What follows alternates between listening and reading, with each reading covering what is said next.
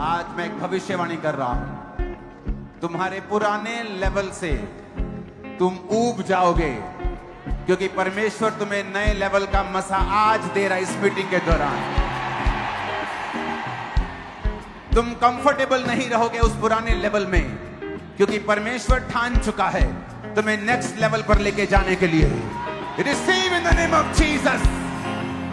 ये भविष्यवाणी है कि तुम अपने नेक्स्ट लेवल के लिए अंदर से तैयार हो जाओगे। आज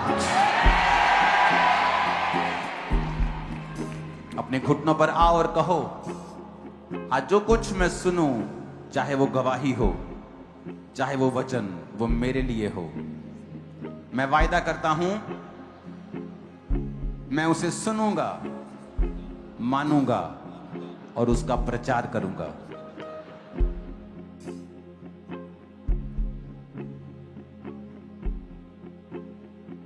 फिर से कहो, मैं उसे सुनूंगा, उसे मानूंगा और उसका प्रचार करूंगा।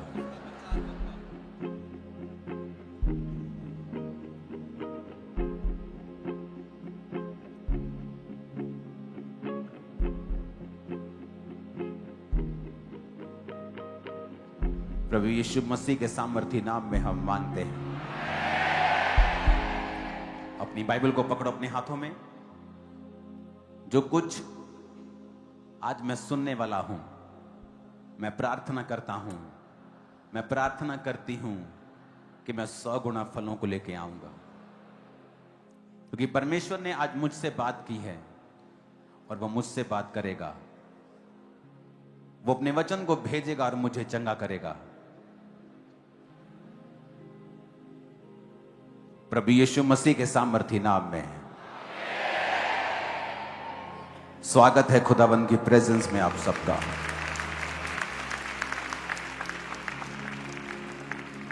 मेरा आज बिलीव है कि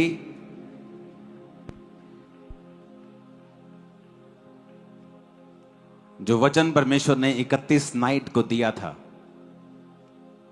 उस वचन के रिगार्डिंग जो टीचिंग आपको आज मिलेगी पवित्र आत्मा के द्वारा,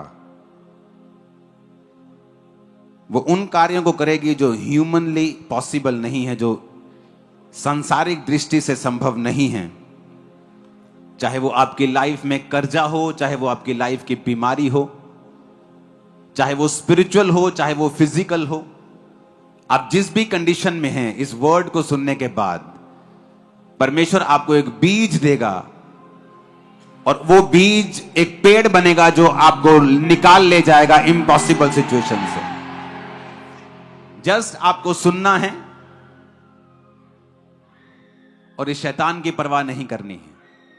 इस साल सुपरनैचुरल मैनिफेस्टेशन मैंने आपको 31 को ही बोल दिया था। मैंने आपको 31 को बोला था कि वो होगा जो पहले कभी नहीं हुआ।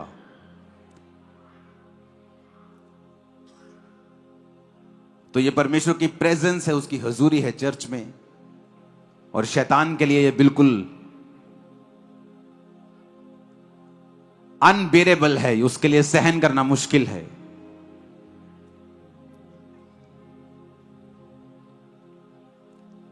हालेलुया। परमेश्वर ने जब भी आपको बाइबल में कोई इंस्ट्रक्शन दी है, जैसे उसने पौलुस के द्वारा कहा कि पवित्र आत्मा से परिपूर्ण होते जाओ, दाखरस के मतवाले मत बनो, क्योंकि दाखरस आपकी स्पिरिट को शेक करता है। एक चूहा आदमी भी दलेर हो जाता है। तो परमेश्वर ने कहा वो दलेरी जो दाखरस देता है, वो फेक दलेरी, वो कुछ समय की। अगर तुम दाखरस पीते रहोगे तो पवित्र आत्मा तुम्हें वो दलेरी नहीं देगा जो सदा की है। इसलिए जब पतरस और पौलुस ने एक लंगड़े को चंगा किया, पतरस और यूहन्ना ने एक लंगड़े को चंगा किया, तो लोगों ने कहा क्या ये अनपढ़ और साधारण मनुष्य नहीं है जो हमारे बीच में रहते हैं, मछली का काम करता है, कोई कारपेंटर है, कोई इलेक्ट्रिशियन है। आज के समय का आप लगा लो, उस समय तो बिजली नहीं होती थी। आज के समय के आम लोग नहीं, आपको जो आप बातें करते हैं कि ये आम नहीं है क्या, ये कारपेंटर नहीं है क्या, ये मछली पकड़ने वाला नहीं है क्या, ये सब्जी वाला नहीं है। इसको इतनी दिलेरी कहां से आ गई कि ये लंगड़े को चंगा कर रहा है, ये याजकों से बहस कर रहा है, ये महायाजकों के साथ बात कर रहा है। इसको इतनी दिलेरी कहां से आ गई कि ये राजाओं के सामने भी शर्माता नहीं है, ये राजाओं के सामने भी घबराता नहीं है। तो उन्होंने कहा, हां मुझे पता है। ऐसा क्यों है? क्योंकि ये यीशु के साथ रहे हैं।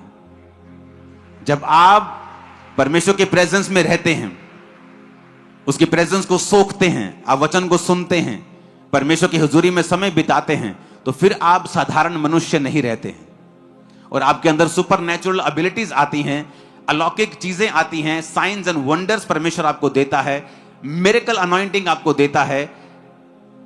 और उसी अनॉइंटिंग के जरिए ही परमेश्वर ने बाइबल में बड़े बड़े कार्य किए हैं। कई बार आप अपने रिश्तेदारों से भीख मांगते कि आपको इस सिचुएशन से निकाल लो, आप निकाल सकते हो मुझे इस सिचुएशन से, वो नहीं निकालते हैं। आप अपने दोस्तों को बोलते हो, आप अपने रिश्तेदारों को बोलते हो, आप अपने क्लोज रिलेटिव्स को बोलते हो। कईयों में ताकत नहीं होती निकालने की, कई तो निकालने वाली चीजें नहीं होती, कईयों के पास तो एबिलिटी नहीं होती, कई तो ह्यूमनली इंसान के लिए पॉसिबल नहीं होता, जिसके लिए होता भी है वो निकालता नहीं है ताकि आप परमेश्वर की ओर देख सकें। कई बार परमेश्वर आपको कंफर्ट से बाहर निकालता है। आपको वही चीज एक महीना पहले अच्छी लग रही होती है, लेकिन एक महीने बाद आपको लगता है कि नहीं, मुझे अब कुछ चेंज करना है।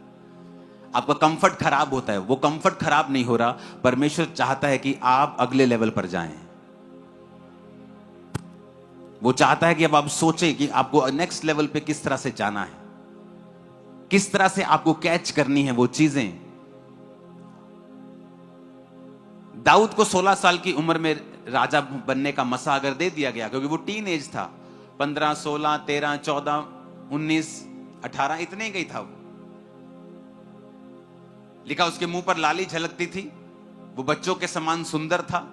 उसको जब मसा किया गया, क्यों? परमेश्वर ने 30 साल की उम्र में उसे एक गोत्र का राजा बनाया और 37.5 साल की उम्र में सभी 12 गोत्रों का राजा बनाया, जिसका वायदा परमेश्वर ने उससे किया था। क्योंकि जब तक आपके पास वो ग्रेस नहीं है कि वो प्रोफेटिक वर्ड जो परमेश्वर ने आपके विषय में बोला है वो पूरा हो सके, तब तक आपको वो ग्रेस हासिल करने के लिए लगातार फाइट करनी होती है और परमेश्वर के संग चलना होता है। अगर परमेश्वर ने आपको कहा है कि मैं तुझे एक बड़ी चर्च दूंगा और आप बड़ी चर्च के जैसा अनॉइंटिंग और उसके जैसा कैरेक्टर और ग्रेस को नहीं पाते हैं परमेश्वर से, तब तक वो भविष्यवाणी हवा में ही लटकती रहती है। जब परमेश्वर आपसे वायदा करता है मैं तुझे कर्जे से आजाद करूंगा, मैं तुझे फाइनेंशियली ब्लेस करूंगा, तब हमें यह देखना है कि प्रभु की इच्छा है कि वो हमें फाइनेंशियली ब्लेस करना चाहता है। नेक्स्ट काम हमारा होता है टाइथ देना, हमें बीज बोना, जहां भी परमेश्वर के मिशनरी काम हैं वहां पर अपना हिस्सा देना। जब आप प्रोफेटिक वर्ड को पा लेते हैं, इसलिए पौलुस ने कहा तीमुथियुस को कि जो भविष्यवाणियां तेरे विषय में की गई हैं उनके अनुसार तू अच्छी लड़ाई को लड़। इसका मतलब भविष्यवाणियां अपने आप पूरी नहीं होती, उनके अनुसार फिर हमें लड़ाई लड़नी पड़ती है। अगर मुझे फाइनेंशियली ब्लेस होना है तो मुझे देखना होता है कि इस साल मेरे बीज मेरे पुराने साल के बीजों से कहीं अधिक होंगे। अगर मुझे आत्मा में बढ़ना है, मुझे देखना है कि मेरी प्रार्थना में मेक श्योर करूंगा कि 2025 से ज्यादा हो, मेरी डेडिकेशन 2025 से भी ज्यादा हो। कितने मेरी बातों को समझ रहे हैं? नहीं तो वो सारी भविष्यवाणियां हवा में ही लटकी रहती हैं, वो कैंसिल नहीं होती, वो आपके रिस्पॉन्स का इंतजार कर रही होती हैं कि जो परमेश्वर ने आपके विषय में कहा है वो हवा में लटका रहेगा, लेट हो जाएगा जब तक आप उसके विषय में फाइट नहीं करेंगे। परमेश्वर ने कहा अब्राहम को कि 400 वर्ष के बीतने के बाद मैं अपनी प्रजा को छुड़ा के लेके जाऊंगा। तो वो कंफर्टेबल, तो उन्हें लगता था कि 400 साल जब हो जाएंगे तो परमेश्वर हमें छुड़ा लेगा। अभी तो 398 साल हुए हैं। जब 400 हो गए, 405 हो गए, 410 हो गए, वो भाई साहब परमेश्वर ने कहा है छुड़ा के लेके जाऊंगा, लेकिन तुम्हारा रोल ये था कि तुम प्रार्थना करते, तुम परमेश्वर के सामने पवित्र होते, तुम जाते और प्रभु से कहते कि परमेश्वर तेरे वचन में लिखा है, तूने कहा था कि तू हमें आजाद करेगा। उन्होंने प्रार्थना नहीं की तो परमेश्वर ने मुसीबतें डालनी शुरू की, राजा उनको तंग करने लगा। वो कंफर्ट से बाहर आए तो फिर प्रेयर करनी शुरू की और 430 साल के बाद परमेश्वर ने उन्हें आजाद किया। भविष्यवाणी 400 साल की थी, 430 की नहीं, क्योंकि आप, बाइबल कहती है कि अपनी भविष्यवाणी को लेट कर सकते हो। जो योजना परमेश्वर की आपकी लाइफ में है उसे डिले कर सकते हो।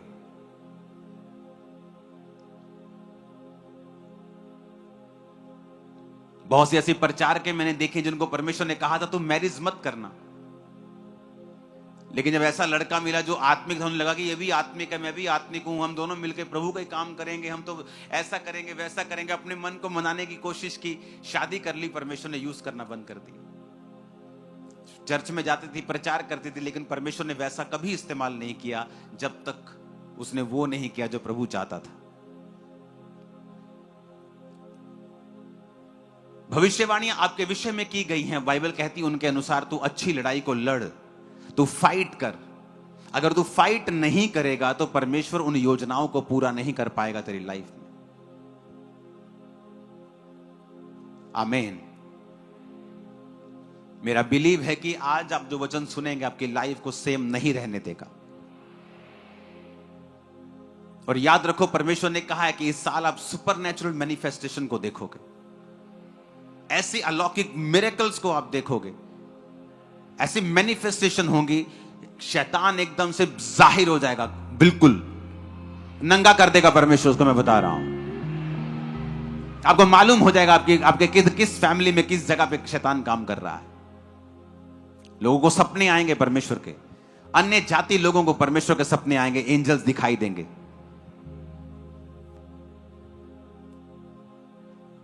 और बहुत से लोग मसीह में आने वाले हैं। एक टेस्टिमनी को हम सुनेंगे। अपोस्टल जी, इस बहन का नाम अंजलि है और साथ में इनके मदर इन लॉ हैं और ये कलन और गुरदासपुर के रहने वाले हैं। इनकी मैरिज अक्टूबर 2019 में हुई थी। उसके बाद जब इन्होंने बेबी का सोचा तो ये प्रेगनेंसी नहीं कंसीव कर पा रहे थे। जो इनका पीरियड साइकिल था वो बिगड़ चुका था, 1.5-2 महीने बाद पीरियड्स आते थे, दवाइयाँ खाई तभी पीरियड आते थे, तो इसकी वजह से इनकी प्रॉब्लम बढ़ती जा रही थी। तो ये गायनी डॉक्टर के पास गए, जब इनकी स्कैन हुई, टेस्ट हुए, तो पता चला कि इनके हार्मोन इनबैलेंस है और मेंस्ट्रुअल साइकिल जो है वो बिगड़ चुका है और साथ ही यूट्रस में एक मांस वाली बड़ी गांठ है और एग्स भी ग्रो नहीं कर रहे हैं। डॉक्टर ने दवाइयां खाने को दी तो दवाइयां खाते रहे लेकिन कोई रिजल्ट नहीं मिला। और बहुत सारी साथ में इनको एक सपना आता था, एक लेडी दिखती थी सपने में, वो इनको हमेशा यही बोलती थी कि मैं तेरे कभी बच्चा नहीं होने दूंगी, जिस वजह से ये बहन और भी ज्यादा डर गए थे। 8 बड़े बड़े हॉस्पिटल जो कि अमृतसर, गुरदासपुर, बटाला के हैं, सभी स्पेशलिस्ट डॉक्टर के पास जाकर टेस्ट कराए, स्कैन हुई, तो डॉक्टर का कहना यह था कि दोनों ओवरीज मल्टीपल पानी वाली रसौलियों से भरी पड़ी है, फिलिपियन ट्यूब्स दोनों ही ब्लॉक हो चुकी हैं, राइट फिलिपियन ट्यूब्स एक जो है उसमें आपको इतना कुछ डॉक्टर बोलते थे, स्कैनिंग होती थी क्या, कैसे मालूम करते थे वो इतना कुछ? पापा जी स्कैनिंग करते ही, पर वो कहते ही भी ਤੁਹਾਡੇ हर बार ਇਹੋ ਕਹਿੰਦੇ ਰਸੌਲੀਆਂ ਰਸੌਲੀਆਂ। ਕਿਹੜੀ ਜਗ੍ਹਾ ਤੇ? ਯੂਟਰਸ ਚ ਰਸੌਲੀਆਂ ਸੀਗੀਆਂ? ਯੂਟਰਸ 'ਚ ਹੀ ਟਿਊਬ ਦੇ ਵਿੱਚ ਹੀ ਦੋਨੋਂ ਟਿਊਬ ਬਲੌਕ ਹੀ। ਟਿਊਬਾਂ ਬਲੌਕ ਸੀ ਯੂਟਰਸ ਦੇ ਵਿੱਚ ਸੀ, ਓਵਰੀ ਦੇ ਵਿੱਚ ਵੀ ਸੀ? ਹਾਂਜੀ। ਔਰ ਕਹਿੰਦੇ ਸੀ ਕਿ ਟਿਊਬਾਂ ਤੁਹਾਡੀਆਂ ਬਲੌਕ ਨੇ? ਹਾਂਜੀ ਪਾਪਾ ਜੀ। ਇੱਕ ਮਾਸ ਵਾਲੀ ਰਸੌਲੀ ਰਾਈਟ ਫੈਲੋਪੀਅਨ ਟਿਊਬ ਦੇ ਵਿੱਚ ਹੈ? ਹਾਂਜੀ ਪਾਪਾ ਜੀ। ਔਰ ਇੱਕ ਤੁਹਾਡੇ ਓਵਰੀਜ਼ ਦੇ ਵਿੱਚ ਮਲਟੀਪਲ ਪਾਣੀ ਵਾਲੀਆਂ ਰਸੌਲੀਆਂ ਨੇ? ਹਾਂਜੀ ਪਾਪਾ ਜੀ। ਔਰ ਇੱਕ ਰਸੌਲੀ ਤੁਹਾਡੀ ਜੜ ਵਾਲੀ ਯੂਟਰਸ ਦੇ ਵਿੱਚ ਹੈ? ਹਾਂਜੀ ਪਾਪਾ ਜੀ। ਮਤਲਬ ਸਭ ਜਗ੍ਹਾ ਰਸੌਲੀਆਂ ਸੀਗੀਆਂ ਤੁਹਾਡੀ? ਹਾਂਜੀ ਪਾਪਾ ਜੀ। ਜਦੋਂ ਇੰਨਾ ਕੁਝ ਤੁਹਾਡੇ ਨਾਲ ਹੋ ਰਿਹਾ ਸੀਗਾ, ਕੀ ਤੁਹਾਨੂੰ ਲੱਗ ਰਿਹਾ ਤੁਸੀਂ ਮਸੀਹ 'ਚ ਸੀਗੇ ਉਦੋਂ ਕਿ ਨਹੀਂ? ਹੈਗੇ ਸੀ ਪਾਪਾ ਜੀ, ਪਰ ਇੰਨਾ ਨਹੀਂ ਸੀ, ਮਸੀਹ ਨਾਲ ਜੁੜੇ ਹੋਏ ਨਹੀਂ ਸੀ ਇੰਨਾ। ਹਾਂਜੀ। ਉਸ ਤੋਂ ਬਾਅਦ ਆਪਰੇਸ਼ਨ ਕਰਵਾਇਆ, ਕੀ ਕੀਤਾ ਤੁਸੀਂ?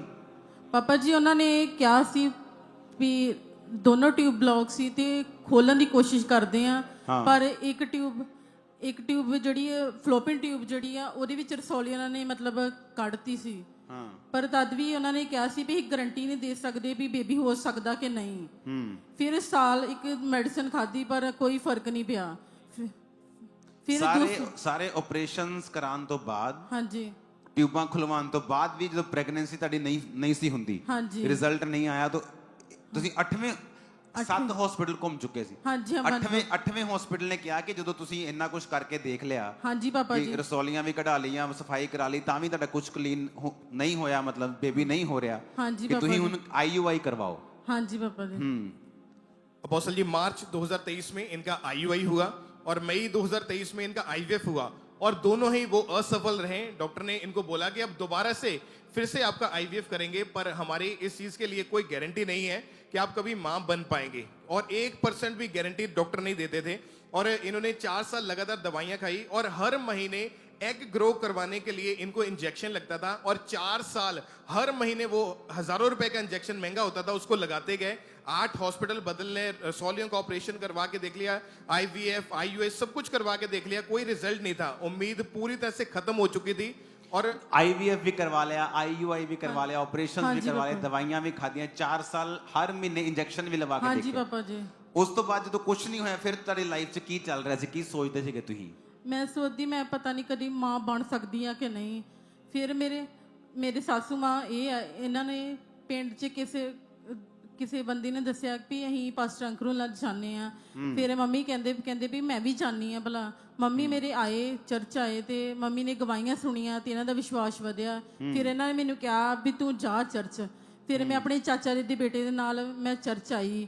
ਫਿਰ ਮੈਂ ਇੱਥੇ ਵੀ ਗਵਾਹੀਆਂ ਸੁਣੀਆਂ। 20 ਸਾਲ ਬਾਅਦ ਬੱਚਿਆਂ ਦੀ ਬਲੈਸਿੰਗ ਮਿਲੀ। ਫਿਰ ਮੇਰਾ ਵਿਸ਼ਵਾਸ ਵਧਿਆ। ਫਿਰ ਮੈਂ ਕਿਹਾ ਲੇ ਹੈਂਡ ਦਾ ਮੈਂ ਫਾਰਮ ਭਰਾਉਣੀ ਆ। ਫਿਰ ਮੈਂ ਲੇ ਹੈਂਡ ਦਾ ਫਾਰਮ ਭਰਾਇਆ। ਫਿਰ ਮੈਂ ਇਹੋ ਸੋਚਦੀ ਹਾਂ ਮੇਰੇ ਪਾਪਾ ਜੀ ਮੇਰੇ ਤੇ ਲੇ ਹੈਂਡ ਕਰਨਾ। ਪਾਪਾ ਜੀ ਨੇ ਮੇਰੇ ਤੇ ਲੇ ਹੈਂਡ ਕੀਤੀ। 25/6/2023 ਚ ਲੇ ਹੈਂਡ ਕੀਤੀ। ਫਿਰ ਮੈਂ ਘਰ ਚਲੇ ਗਈ। ਪਾਪਾ ਜੀ ਨੇ ਜਦੋਂ ਸਿਰ ਤੇ ਹੱਥ ਰੱਖਿਆ ਮੈਂ ਇੱਕਦਮ ਡਿੱਗ ਗਈ। ਮੇਰਾ ਸਰੀਰ ਇੱਕਦਮ ਹੌਲਾ ਹੋ ਗਿਆ। ਮੈਂ ਇੱਕਦਮ ਜਿੱਦਾਂ ਮੈਂ ਠੀਕ ਹੋ ਗਈ ਹਾਂ। ਫਿਰ ਮੈਂ ਜਦੋਂ ਘਰ ਗਈ ਹਾਂ, ਮੈਂ 18 ਤਰੀਕ ਨੂੰ ਮੈਂ ਡਾਕਟਰ ਕੋਲ ਗਈ ਹਾਂ। ਮੇਰੇ ਪੀਰੀਅਡਸ ਰੁਕੇ ਸੀ। ਡਾਕਟਰ ਜੀ ਨੇ ਕਿਹਾ ਵੀ ਤੁਹਾਡਾ ਨਾ ਤੁਸੀਂ ਆਓ। ਮੈਂ ਫਿਰ ਪਰ ਇਹ ਕਹਿੰਦੀ ਮੈਂ ਦੁਬਾਰਾ IVF ਕਰਵਾਉਣ ਚਾਹੁੰਦੀ ਹਾਂ। ਫਿਰ ਮੈਂ IVF ਕਰਵਾਇਆ ਉਹਨਾਂ ਕੋ। ਪਰ ਉਹਨਾਂ ਨੇ ਮੇਰੇ ਪੈਸੇ ਲੇ ਹੈਂਡ ਕਰਾਉਣ ਤੋਂ ਪਹਿਲਾਂ ਜਿਹੜਾ ਸੈਕੰਡ IVF ਹੋਣਾ ਸੀ ਉਹਦੇ ਲਈ ਤੁਸੀਂ ਬੁੱਕਡ ਸੀਗੇ ਤੁਸੀਂ? ਹਾਂਜੀ। ਡਾਕਟਰ ਨੇ ਤੁਹਾਨੂੰ ਬੁੱਕ ਕਰਕੇ ਡੇਟ ਦਿੱਤੀ ਹੋਈ ਸੀ ਕਿ ਹਾਂਜੀ। ਲੇ ਹੈਂਡ ਤੋਂ ਪਹਿਲਾਂ ਕਿ ਸੈਕੰਡ ਤੁਹਾਡਾ ਹੁਣ IVF ਅਸੀਂ ਕਰਨਾ ਹਾਂਜੀ। ਤੇ ਤੁਸੀਂ ਹੁਣ ਆ ਜਾਈਓ। ਫਿਰ ਹਾਂਜੀ ਤੇ ਬਾਬਾ ਜੂਨ ਜੀ। ਦੇ ਵਿੱਚ ਤੁਸੀਂ ਪ੍ਰਾਰਥਨਾ ਜਿਹੜੀ ਕਰਵਾਈ ਔਰ ਜੁਲਾਈ 2023 ਦੇ ਵਿੱਚ IVF ਕਰਵਾਉਣ ਵਾਸਤੇ ਤੁਸੀਂ ਹਸਪੀਟਲ ਗਏ। ਹਾਂਜੀ ਬਾਬਾ ਜੀ। IVF ਕਰਵਾਉਣ ਗਈ ਤੇ ਫਿਰ ਮੈਂ ਕਿਹਾ ਵੀ ਚਲੋ। ਮੇਰੀ ਮੰਮੀ ਕਹਿੰਦੇ ਨਹੀਂ ਤੂੰ ਨਾ ਪਹਿਲਾਂ IVF ਨਹੀਂ ਕਰਵਾਉਣਾ, ਸਟਾਰਟ ਨਹੀਂ ਕਰਾਉਣਾ ਪ੍ਰੋਸੈਸ। ਪਹਿਲਾਂ ਟੈਸਟ ਕਰਾ ਤੂੰ। ਪਹਿਲਾਂ ਤੂੰ ਟੈਸਟ ਕਰਾ। ਫਿਰ ਉਹਨਾਂ ਨੇ ਮੇਰਾ ਅਲਟਰਾਸਾਊਂਡ ਕੀਤਾ ਪਰ ਡਾਕਟਰ ਨੂੰ ਪਤਾ ਲੱਗ ਗਿਆ ਸੀ ਵੀ ਇਹ ਪ੍ਰੈਗਨੈਂਟ ਆ। ਪਰ ਉਹਨਾਂ ਨੇ ਫਿਰ ਵੀ ਕਿਹਾ ਮੈਨੂੰ ਯੂਰਿਨ ਟੈਸਟ ਕਰਵਾ। ਤੁਸੀਂ ਲਿਖਿਆ ਕਿ ਡਾਕਟਰ ਹੈਰਾਨ ਸੀਗੇ। ਹਾਂਜੀ। ਉਹ ਗੱਲ ਦੱਸੋ ਮੈਨੂੰ, ਉਹ ਮਜ਼ਾ ਆਉਂਦਾ ਸੁਣ ਕੇ। ਪਾਪਾ ਜੀ ਫਿਰ ਨਾ ਯੂਰਿਨ ਟੈਸਟ ਕਰਵਾਇਆ ਤੇ ਯੂਰਿਨ ਟੈਸਟ 'ਚ ਮੇਰੇ ਹਸਬੰਡ ਕਹਿੰਦੇ ਇਹ ਤੂੰ ਨਾ ਪ੍ਰੈਗਨੈਂਟ ਆ। ਮੈਂ ਇੱਕਦਮ ਸ਼ੌਕ ਹੋ ਗਈ। ਮੈਂ ਇੰਨਾ ਰੋਈ। ਫਿਰ ਮੈਂ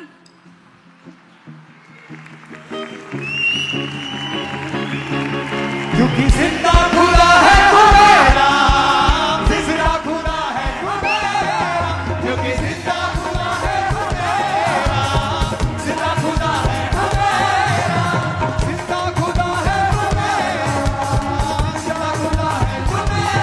हालेलुया।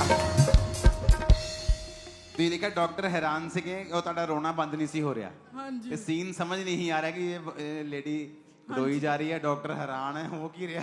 ਹਾਂਜੀ ਪਾਪਾ ਜੀ। ਮੈਂ ਪੈਸੇ ਵੀ ਜਮ੍ਹਾਂ ਕਰਵਾਤੇ। ਉਹਨਾਂ ਨੇ ਕਿਹਾ, ਨਰਸ ਨੇ ਕਿਹਾ ਵੀ ਇਹਨਾਂ ਨੂੰ ਪੈਸੇ ਵਾਪਸ ਦੇ ਦਿਓ, ਇਹਨਾਂ ਦਾ ਟੈਸਟ ਪੋਜ਼ਿਟਿਵ ਆ, ਇਹ ਹੁਣ ਪ੍ਰੈਗਨੈਂਟ ਆ।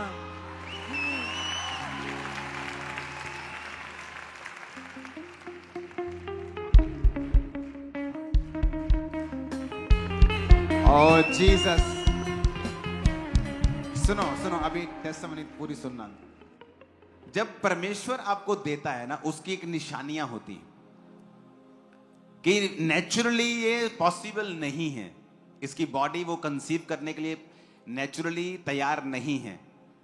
अगर स्पिरिचुअली हम बात करें तो एक औरत सपने में आती थी, बोलती थी, वो दुष्ट आत्मा बोलती थी। तो यहां बैठे जो पढ़े लिखे लोग हैं, जो पहली बार आए, सोचते हैं कि ये तो बेकार की बातें हैं।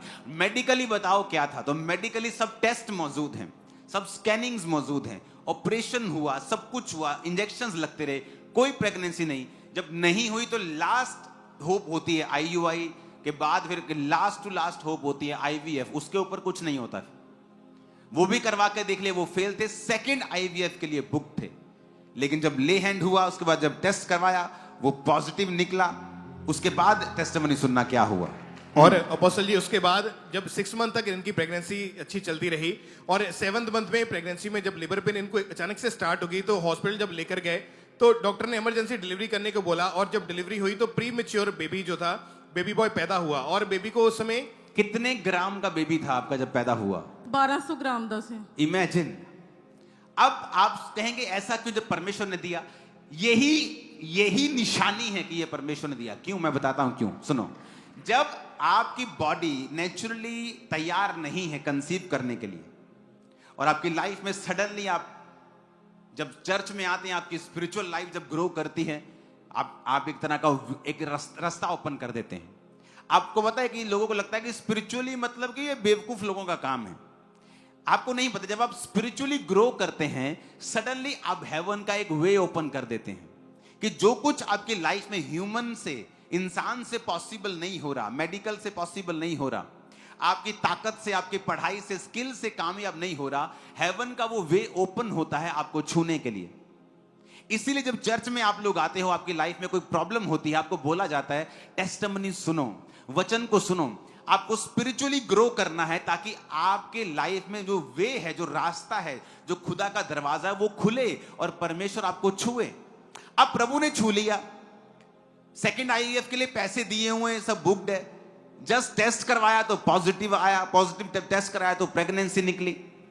अब प्रेगनेंसी जब हुई तो लेबर पेन स्टार्ट हुई। शैतान जब आपको देखता है कि इसने परमेश्वर की ओर से कुछ पाया है, वो उसको फाइट करता है। और 1200 ग्राम का बेबी, ये 1200 ग्राम मेरे हाथ में पकड़ा होगा, सिर्फ जस्ट इसके ये कवर वगैरह मिला के। 1200 ग्राम कितना होता है? किलो, जस्ट किलो से कुछ ग्राम ऊपर।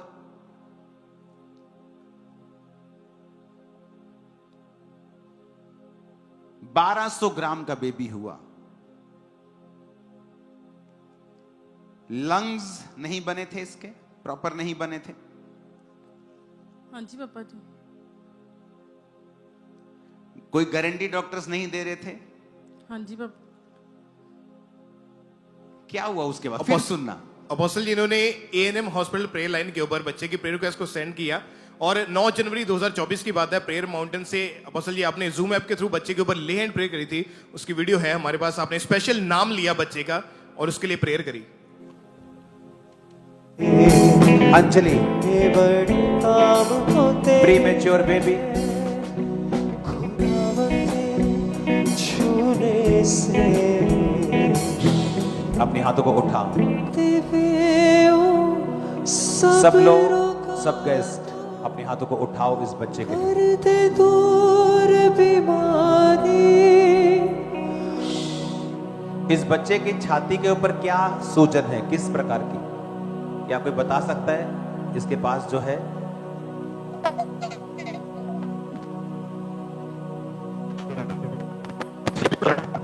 जी, इसकी छाती के ऊपर क्या है?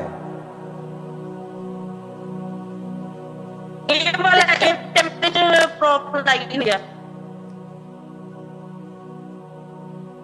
पाक लहू है जिंदे बख्शदा, जिंदगी जावे।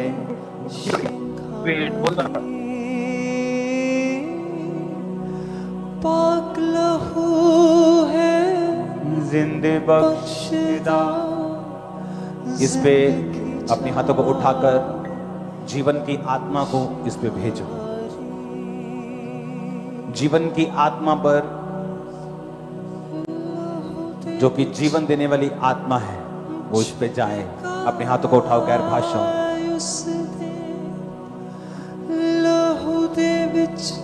जीसस, आप लाइफ देने वाले खुदा हैं।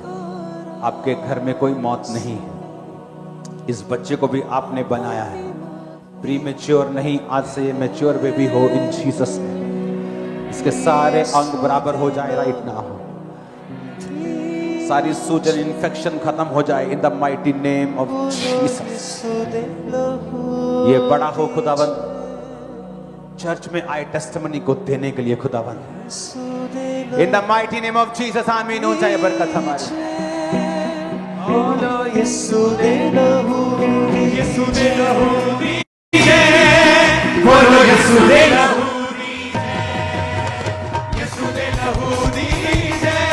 बोलो यीशु दे लहू। जो कोई नाच कर इस गवाही को सेलिब्रेट करेगा, वो अपनी गवाही के साथ जल्दी आने वाला है। यीशु दे लहू दीजे, बोलो यीशु दे लहू दीजे, यीशु दे लहू दीजे, बोलो यीशु दे लहू दीजे। लहू दे विच छुटकारा उस दे, लहू दे विच छुटकारा उस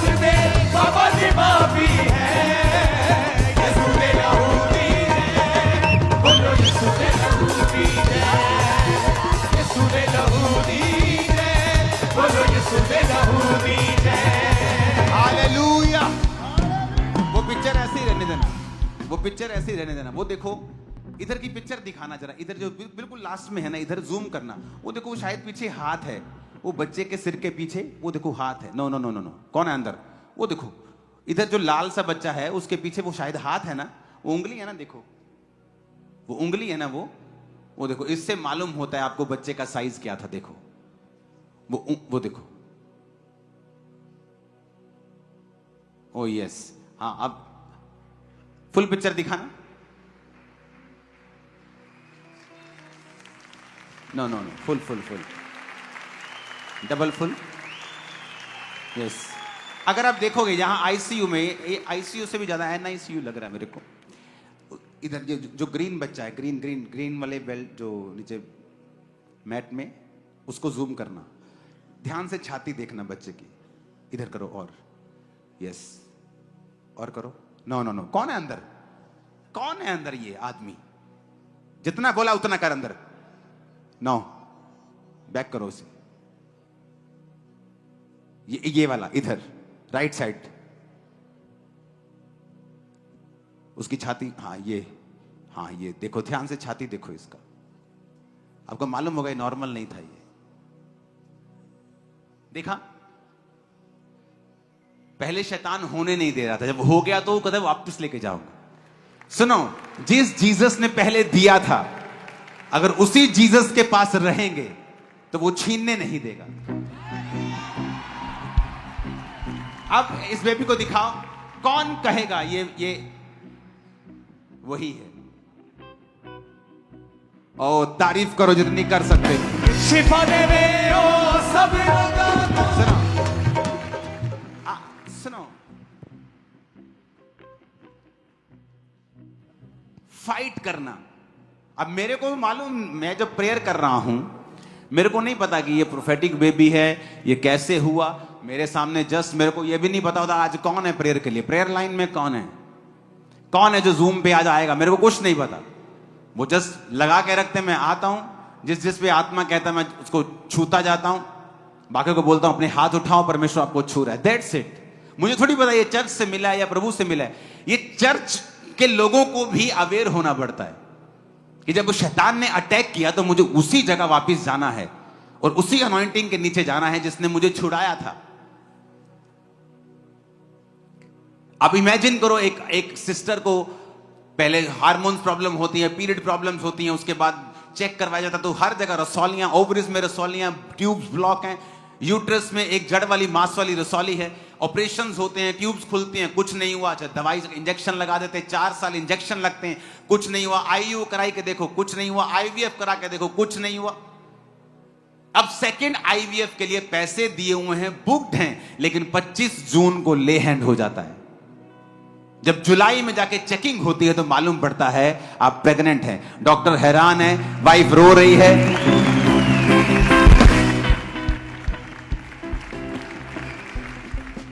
होना तो उल्टा चाहिए था कि जिससे पैसे वापस ले उसको रोना चाहिए था। मजाक कर रहा हूं, आप समझ रहे मेरी बात को।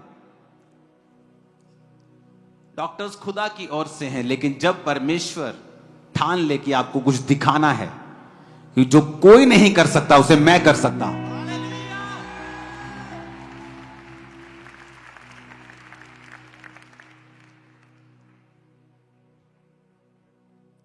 जब आप फाइट करेंगे अपनी टेस्टिमनी के लिए, परमेश्वर आपको देगा।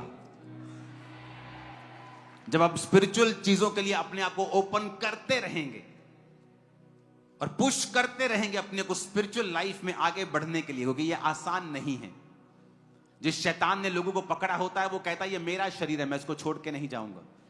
लेकिन ये आपका काम होता है पुश करते रहना अपने आप को स्पिरिचुअल लाइफ की ओर, अपने आप को धक्का मारते रहना, और सडनली एक दिन आप डिलीवर हो जाएंगे। सडनली कुछ बड़ा आपकी लाइफ में होगा। जो रास्ते आपके बंद हो चुके हैं इस सिस्टर की तरह, वो सब रास्ते आज इस अनॉइंटिंग के नीचे ओपन हो रहे, फेवर आपको मिले। यीशु मसीह के सामर्थ्य नाम में आमीन हो जाए। आशीष हमारी। जब आपकी लाइफ के ऊपर ग्रेस आएगी, आप वैल्यूएबल हो जाएंगे। एक कार जिसको आप जब मर्जी जाके ले लो, एक रॉयल्स रॉयल्स जिसको आपको लेने के लिए अपना नाम लिखवाना पड़ता है, फिर वो आपको चेक करते हैं, आपका स्टेटस देखते हैं, फिर देते हैं। पैसे की तो बात ही नहीं है, चेक करेंगे आपको। और ऐसी कारें भी आप जाओ और पैसा है तो ले लो, वो आपको क्रिश्चियनिटी में रॉल्स रॉयस बनाएगा, आपको क्रिश्चियनिटी की रॉल्स रॉयस। मैं आपको बता रहा हूं, अगर आप समझे स्पिरिचुअल चीजों की वैल्यू को, इसकी टेस्टिमनी है कि मैं चर्च में आई, मेरा फेथ बढ़ा। होता क्या है, जब आपका फेथ बढ़ता है, आप परमेश्वर की चीजें करना शुरू करते हैं, आप प्रार्थना करना शुरू करते हैं, आप दूसरी चीजों से दूर होना शुरू होते हैं, आप शैतानी कामों से मन फिराना शुरू करते हैं, धीरे धीरे आप परमेश्वर की ओर बढ़ना शुरू होते हैं। और ये रास्ता है, जब आप स्पिरिचुअली लाइफ में ग्रो करते हैं, सडनली हेवन आपके लिए ओपन होता है।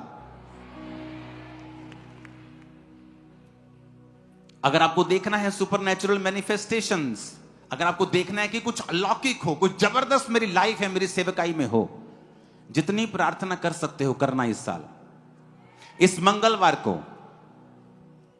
आज थर्सडे, संडे के बाद जो मंगलवार आ रहा है, फुल नाइट प्रेयर करेंगे खामरा चर्च में। फुल नाइट वर्शिप करेंगे, प्रार्थना करेंगे, ऑयल प्रेयर करेंगे, आत्मा से लोग भरेंगे, पवित्र आत्मा के वरदान को वो पाएंगे, वर्शिप होगी, प्रेयर होगी, फुल नाइट। शैतान का खुल के तमाशा बनेगा इन जीसस ने, क्योंकि हमें वो हासिल करना है जो परमेश्वर ने कहा है कि इस साल तुम सुपरनैचुरली बढ़ोगे। वो तुम्हें नजर आएगा कि कुछ हो रहा है जो पहले कभी नहीं हुआ। अपने घुटनों पे आओ, अपने हाथों को उठाओ, और मैं आपकी लाइफ के ऊपर भविष्यवाणी करता हूं, जो आपने आज तक नहीं देखा, आज इस सभा के दौरान खुदा का आत्मा आपको छुए, ग्रेस दे और आप देखने पाए इन Jesus name, in the mighty name of Jesus. आमीन। ऊंचाई आशीष हमारी। अपने हाथों को उठाओ, उस सिस्टर को भी बोलो जो गवाही देके गई है, अपने पेट पे हाथ रखे। खुदा बाप, इसे ब्लेस कर, इसे क्लीन कर और शुद्ध कर, इसका पेट और क्लीन हो, और क्लीन हो इन जीसस नेम। अंधकार की शक्तियां कार्य न कर सके। पेट ब्लेस हो, यूट्रस ब्लेस हो, ट्यूब्स ब्लेस हो इन जीसस नेम। आमीन। ऊंचा ये बरकत तुम्हारी और तुम सबकी। अपने हाथों को उठाओ। जितने काम इम्पॉसिबल हैं ह्यूमनली, इंसानों के लिए, आपकी लाइफ में, financially, physically, mentally, spiritually, grace को हासिल करो और वो सारे काम पॉसिबल हो इन जीसस नेम। Hallelujah, hallelujah. उत्पत्ति 30, उसमें एक इंसिडेंट हुआ, उसको मैं पढ़ता हूं। 31 आयत में लिखा है, उत्पत्ति 30, जेनेसिस 30 उसकी 31। उसने कहा मैं तुझे क्या दूं? याकूब ने कहा तू मुझे कुछ ना दे, मेरे लिए काम कर, मैं तेरी भेड़ बकरियों को चराऊंगा और उनकी रक्षा करूंगा। मैं आज तेरी सब भेड़ बकरियों के बीच होकर निकलूंगा, और जो भेड़ बकरी चित्ती वाली चित्तकबरी, जो भेड़े काली, जो भेड़े चित्तकबरी चित्ती वाली हूं, उन्हें मैं अलग कर रखूंगा और मेरी मजदूरी में वे ही ठहरेंगी। जब आगे को मेरी मजदूरी की चर्चा तेरे सामने चले तो धर्म की यह साक्षी होगी कि बकरियों में से जो कोई ना चित्ती वाली ना चित्तकबरी हो, और भेड़ों में से जो कोई काली ना हो, वो मेरे पास निकले तो चोरी की ठहरेंगी। तब लाबान ने कहा तेरे कहने के अनुसार हो, और उसने उसी दिन धारी वाले और चित्तकबरे बकरों और सब चित्ती वाली और चित्तकबरी बकरियों और उनमें से जो कुछ जिनमें कुछ उजलापन था उनको और सब काली भेड़ों को अलग करके अपने पुत्रों के हाथ सौंप दिया। उसने अपने और याकूब के बीच में 3 दिन के मार्ग का अंतर ठहराया कि याकूब लाबान की भेड़ बकरियों को चराने लगा। याकूब ने चिनार, बादाम, अरमोन वृक्षों की हरी हरी छड़ियां लेकर उनके छिलके कहीं कहीं छील के उन्हें धारीदार बना दिया, ऐसा कि उन छड़ियों की सफेदी दिखाई देने लगे।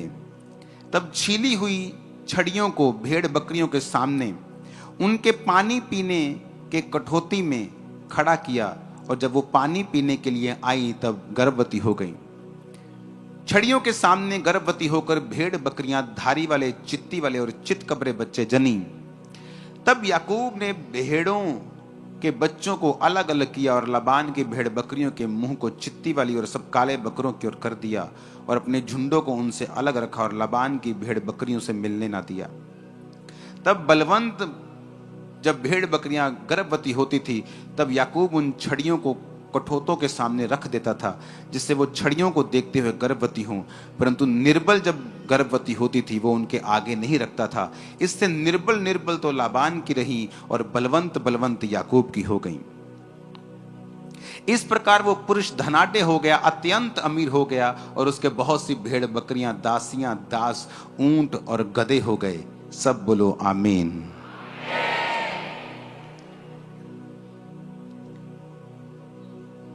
याकूब एक ऐसी सिचुएशन में है जहां पर उसे परमेश्वर का हाथ ही बचा सकता था। लव मैरिज का चक्कर पहले उसने डाल लिया, जो उसका बाप आराम से शादी की और खुदा ने उसकी औरत को भेजा और वो ब्लेस्ड मैरिज में रहे। अपने बाप की गवाही को फॉलो ना करके लव मैरिज को लाइन को फॉलो करने लगा और 7 साल अपनी वाइफ के लिए सेवा की। जब 7 साल बाद भी उसकी बड़ी बहन उसको मिली और 7 साल फिर उसने अपनी वाइफ के लिए फिर सेवा की और फिर जब जाने लगा तो 7 साल भेड़ बकरियों को फिर चराया और फिर अभी भी उसका जो ससुर था उसको जाने नहीं देना चाहता था। अगर वो जाता तो उसकी फैमिली टूटती, उसकी वाइफ्स मानती चाहे ना मानती, उसे कुछ पता नहीं था। एक ऐसी सिचुएशन की याकूब कुछ नहीं कर सकता था, हेल्पलेस था वो, बिल्कुल हेल्पलेस कि इसमें मैं कुछ नहीं कर सकता हूं, प्रभु ही कर सकता है। और बाइबल कहती है कि उसने जब कहा कि अभी तुझे भेड़ बकरियों के लिए तू मेरी सेवा कर, भेड़ बकरियों को चरा, क्योंकि तेरे चराने से वो बहुत ज्यादा बढ़ गई हैं, क्योंकि वो धर्मी था और जब धर्मी को आप किसी काम को देते हो तो निशानी होती वो काम फलवंत होता है। जहां एक करप्ट आदमी, जहां एक व्यभिचारी आदमी को आप कोई काम दोगे वो काम कभी फलवंत नहीं होगा। लेकिन एक धर्मी को जब आप कोई काम देते हो, चाहे वो आपके किसी भी एरिया में क्यों ना हो, चाहे वो स्पिरिचुअल एरिया हो, फाइनेंशियल एरिया हो, एडमिनिस्ट्रेशन हो, आपको हमेशा जो स्पिरिचुअल लोग हैं जो परमेश्वर की भाषा को समझते हैं आपको ज्यादा कामयाब मिलेंगे।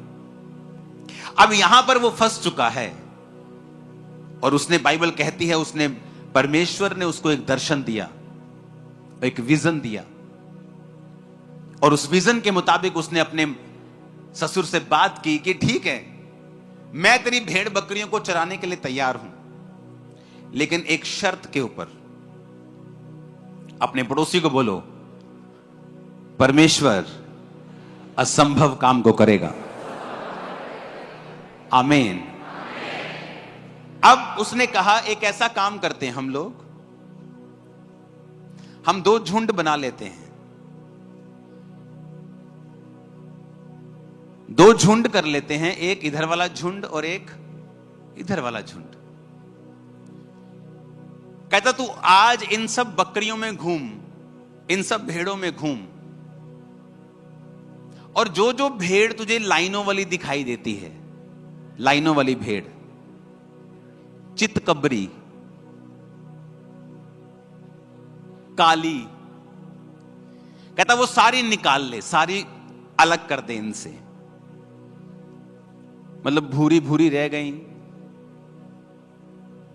काली भी निकाल ले, चितकबरी निकाल ले, डॉटेड निकाल ले, लाइनों वाली निकाल ले, ये सारा जो मसालेदार माल है ना सारा निकाल ले। तू मेरे को सिंपल सिंपल दे दे, भूरी दे दे, चिट्टी दे दे,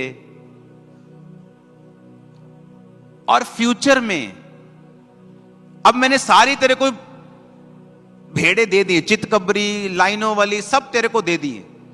फ्यूचर में मेरे झुंड में जहां ये एक भी डॉटेड चित्ती वाली बकरी नहीं है, फ्यूचर में अगर ये मेरे झुंड में होगी तो वो मेरी तनख्वाह होगी। उसके मामा ने सोचा, उसके ससुर ने सोचा कि ये तो बेवकूफ है, बकरी पूरी, ओदा घर वाला पूरा, ते न्याणे चितकबरे कित्थों ने, भेड़ वाइट भेड़ का घर वाला वाइट, तो बच्चे भी क्या होंगे? तो उसने कहा कि ठीक है, अगर जितने चितकबरी लाइनों वाले धारी वाले बच्चे तेरे में होंगे वो तेरी तनख्वाह। कहता ठीक है। उसने 3 दिन का अंतर ठहराया कि अगर तू यहां चराएगा, मेरी धारी वाली तेरी भेड़ मिक्स ना हो जाए तुझ में, तो मेरे बच्चे 3 दिन के मार्ग में चराएंगे। तू यहां चराएगा जलंधर में, तो मैं लुधियाने में चराऊंगा। उसने कहा ठीक है, सौदा हो गया, सब फाइनल हो गया। याकूब ने एक दर्शन देखा। उसने दर्शन देखा कि जो बकरियां गर्भवती हो रही हैं वो चित्तीदार बच्चों को पैदा कर रही हैं। सुनो, अब उसने क्या किया, पानी वाली जगह के ऊपर बादाम और 3 वृक्षों को छील के उनको चित्तीदार बना दिया।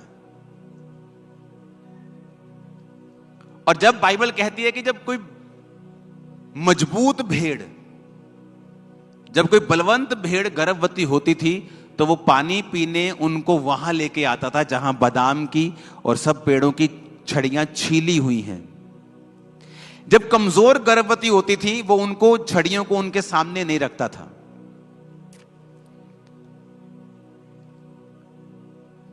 परमेश्वर ने याकूब को बताया कि जो इंसानों से इम्पॉसिबल है, मैं उसे कंप्लीट करूंगा। सुनो, अब जब मजबूत गर्भवती होती थी तो उनको वो सामने रखता था, और वो जब बच्चे पैदा करती थी वो धारी वाले होते थे, उनका डीएनए चेंज होता था।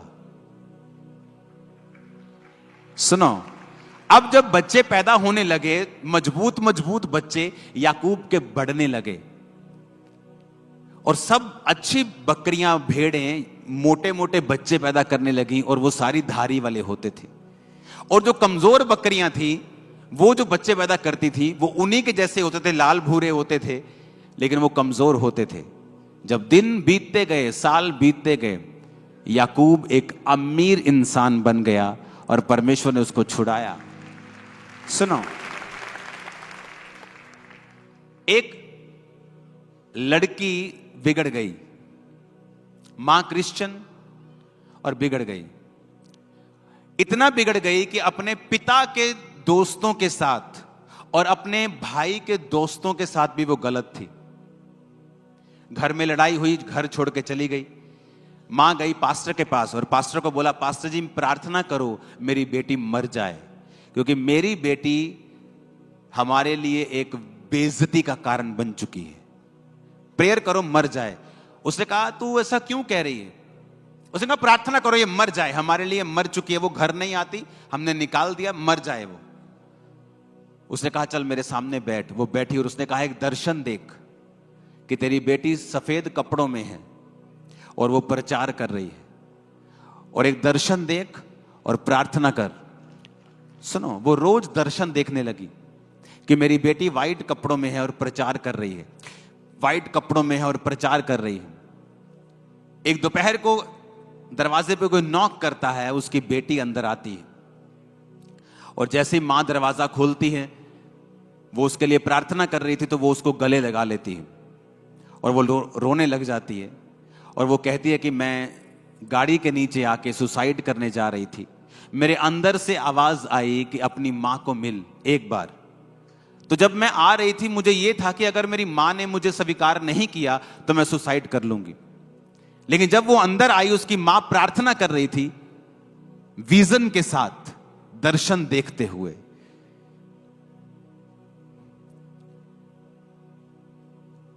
आपको जो चाहिए फ्यूचर में, अपने दर्शन को फिट कर लो, और जब आप प्रार्थना में बैठते हो, परमेश्वर को बोलो प्रभु ऐसा होने दे जो मैं देख रहा हूं।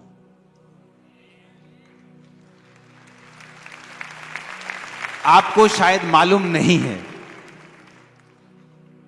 ऐसा करने की पावर ऑलरेडी आपके अंदर है। ऑलरेडी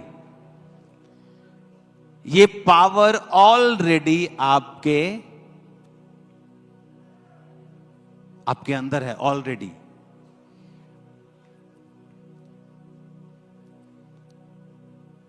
आप कहां जाना चाहते हैं, कैसी सेवकाई चाहते हैं? मैं जैसी सेवकाई को देखता था दर्शन में और गैर भाषाएं बोलता था, वैसी कुछ ही महीनों में मेरे सामने होती थी। एग्जैक्ट, बिल्कुल वैसा ही वैसा। जितने लोग मैं दर्शन में देखता था और प्रेयर करता था, वैसा होता था। क्योंकि जब मैं ये जगत पैदा नहीं हुआ था, हम परमेश्वर की इमेजिनेशन में थे। कहां थे हम? परमेश्वर के दर्शन में थे हम ओरिजिनल नहीं थे। कहां थे? परमेश्वर के विजन में थे। हम असली तो नहीं थे। कहां थे? परमेश्वर के विजन में थे। उसने दर्शन देखा, इंसान ऐसा होना चाहिए, पृथ्वी ऐसी होनी चाहिए, पेड़ ऐसे होने चाहिए, जंतु ऐसे होने चाहिए, समुद्र ऐसा, पानी ऐसा होना चाहिए। और लिखा, फिर उसने कहा उजाला हो जाए। लेकिन पहले वो कहां था? उसके विचारों में, उसके दर्शन में।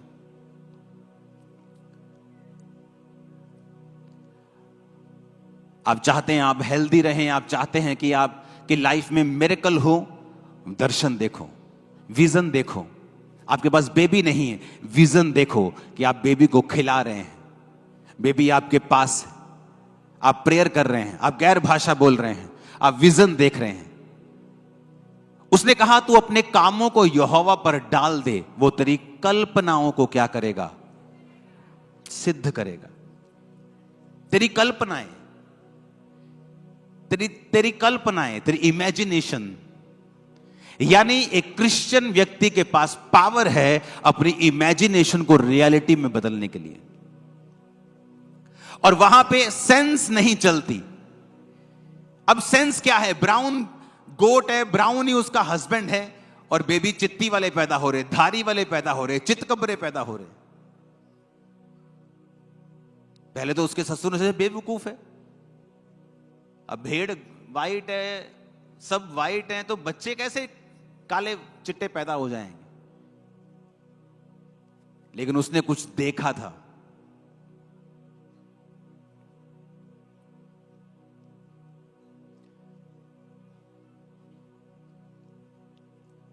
जलंधर में मैं गया एक जगह, तब मेरे पास 50-60 लोग आते थे, और मैं साउंड वाले के पास गया। जलंधर में बहुत बड़ा साउंड बनाने वाला आदमी। मैंने कहा मुझे साउंड चाहिए। कहता कितने? मैं कहा हजारों लोगों के लिए। कितने का आएगा? इतने लाख का। मैंने कहा अगर लोग इतने हो जाएं तो साउंड कैसे चलाते हो तुम लोग? ऐसे चलाते हैं। आपके पास कितने लोग आते हैं? मैं 50 लोग आते हैं। आप लाखों के बारे में क्यों पूछ रहे हो? क्योंकि वो कहां थे? यहां इमेजिनेशन में। और मुझे अंदर से मालूम था कि ये होगा, ऐसा होगा। अपने कामों को यहोवा पर डाल दो, तुम्हारी कल्पनाएं। अब उसने बैरियर नहीं लगाया कि बेटा 50,000 से ज्यादा कल्पना मत करना। कहा उसने मुझसे कहा कि 2 लाख से ज्यादा चर्च की कल्पना मत करना? नहीं कहा। हम परमेश्वर के बच्चे होने के बावजूद भी अपनी कल्पनाओं और इमेजिनेशन को बड़ा नहीं करते हैं। हम बड़ा नहीं सोचते हैं, बड़ी सोच के मुताबिक प्रार्थना नहीं करते हैं। उसने इम्पॉसिबल किया, देखो। और उन भेड़ों के सामने उसने छील के रख दी छड़ियां। जब वो देखती गई, वैसा ही होता गया। इमेजिन करो आप क्या हुआ होगा उस समय कि पवित्र आत्मा ने कैसे जो भेड़ें उन छड़ियों को देखती रही होंगी, अंदर परमेश्वर ने डीएनए चेंज कर दिया। देखो, सोचो, आज की साइंस के पास पावर नहीं है ऐसा करने की। अगर वो एक आध के साथ करेंगे तो मिलियन डॉलर लगता है 2000 की भेड़ में। कि तुम कर भी लोगे, 2000 की भेड़ है तो 9 करोड़ तुम ऊपर लगा दोगे उसके। और परमेश्वर एक एक भेड़ को फ्री में कर रहा है, सिंगल सिंगल भेड़ को। और जो उसने नहीं किया कि जब कमजोर गर्भवती होती थी वो उनको पानी के सामने नहीं लेके आता था, उस पानी के सामने जहां पर वो छड़ियां छीली हुई पड़ी तो वो नहीं होती थी। आपके पास पावर है बाहर आने की। परमेश्वर की प्रेजेंस में बैठो, विजन्स को देखो, दर्शनों को देखो, अपने माइंड को उसकी जो उसको चौड़ा करो, थोड़ा उसे बड़ा करो, उसे परमेश्वर को समझो। उसने आपको पावर दी है इमेजिन करने की, और उसे पूरा करने की ताकत भी पवित्र आत्मा के द्वारा उसने आपको दी है। अगर आप भी नहीं देखेंगे, अगर आप भी नहीं एक्सपेक्ट करेंगे तो परमेश्वर कैसे करेगा? उसने आपको पावर दी है, उसने आपको इमेजिनेशन की पावर दी है। आप परमेश्वर की प्रेजेंस में बैठे हैं, आप इमेजिन कर रहे हैं, परमेश्वर मैं ये दर्शन देख रहा हूं, मैं ये विजन देख रहा हूं। आप बैप्टाइज हैं, आपने प्रार्थना की है, आप टाइदर्स हैं, आप पूरी तरह से परमेश्वर में चल रहे हैं, अपने आप को पूरी तरह से परमेश्वर के हाथों में आपने सौंप दिया है, अपने कामों को परमेश्वर पे डाल दिया है। कोई कंडीशन नहीं है, तू चंगा करेगा तो मैं आऊंगा, नहीं करेगा, सब कुछ आपने परमेश्वर के हाथों में सौंप दिया है, अपने कामों को यहोवा पर डाल दिया है। उसने कहा तेरी कल्पनाओं को मैं सिद्ध कर दूंगा, जो तेरी कल्पना में है, जो तेरी इमेजिनेशन में है, मैं उसे सामने रख दूंगा। आपको रिजेक्ट किया गया, आपकी बेइज्जती की गई, इमेजिन करो कि दुनिया आपकी इज्जत करेगी। इमेजिन करो, एक्सपेक्ट करो, सोचो, उन दर्शनों में उनको रखो, देखो फिर क्या होता है, देखो फिर क्या होता है।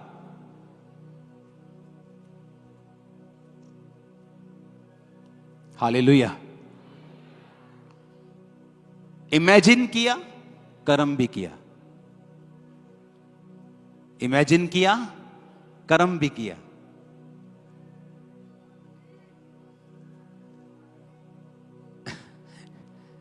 ये इस तरह की आवाजें आएंगी आपको, डोंट वरी।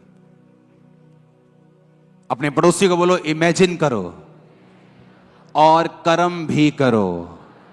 फिर से कहो और कर्म भी करो।